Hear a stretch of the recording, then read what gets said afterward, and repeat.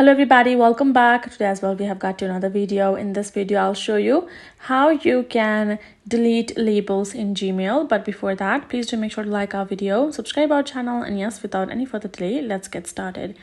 For that, what you need to do is you need to simply go ahead and access your Gmail app on your phone. And from this section, what you need to do is you need to go ahead, tap on this three horizontal line on top left corner.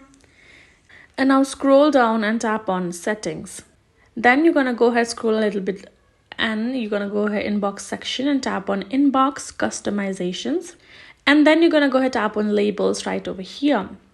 I'm going to go ahead create just for you to show how to delete them. I'm going to just create a label. This is the label, right? I'm going to tap on it. I'm going to tap on delete and delete again. And there you go. The label has been created, and you can go ahead create new one just by tapping on this plus. Add a new name for the new label, and then save it on top.